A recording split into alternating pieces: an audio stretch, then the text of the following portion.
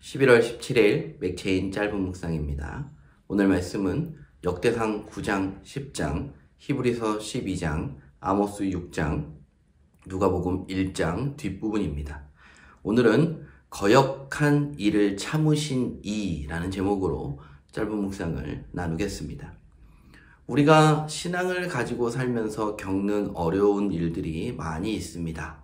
예수를 알지 못했더라면 오히려 마음 편하게 살았을 것입니다.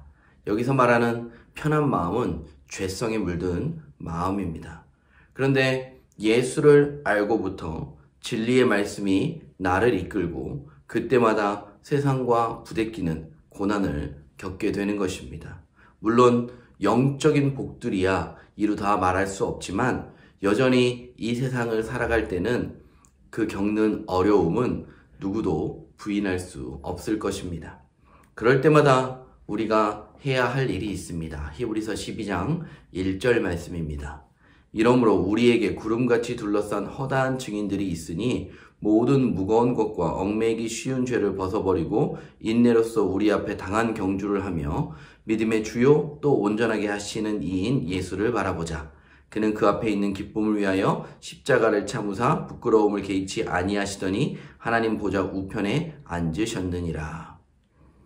세상의 고난 가운데 우리가 해야 할 일은 앞서 이 길을 걸어간 믿음의 선진들을 통해서 예수를 바라보는 것입니다.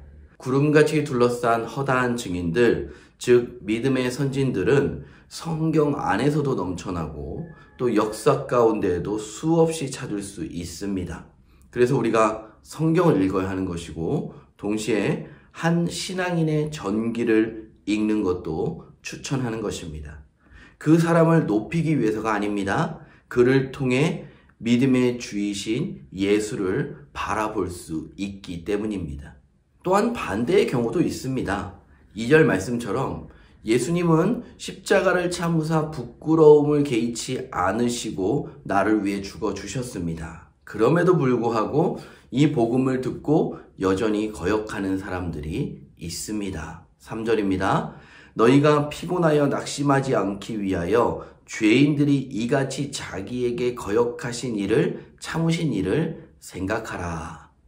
무슨 말이냐면 여전히 거역하는 이들이 있지만 여전히 참으시는 분이 우리 하나님, 우리 주님이시라는 뜻입니다.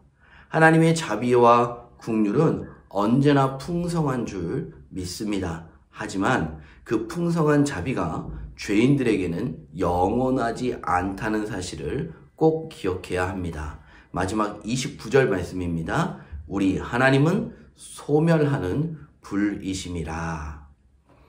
역대상 10장 마지막에 사울의 죽음에 대한 설명이 나옵니다. 역대상 10장 13절을 읽겠습니다.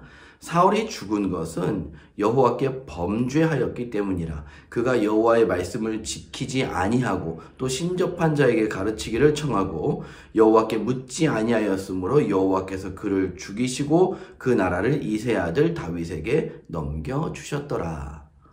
하나님은 사울에게 사무엘을 통해 말씀을 주셨고 깨우치셨지만 사울은 거역했습니다. 하나님이 다윗에게 기름을 부을 때부터 오늘 길보아 산에서 죽을 때까지 하나님은 또 참으셨지만 결국 사울은 거역한 상태로 죽음을 맞이하게 됩니다. 인내로 순종하며 주를 기쁘시게 했던 선진들도 있고 자비를 경험하면서도 끝까지 거역하는 이들도 있습니다.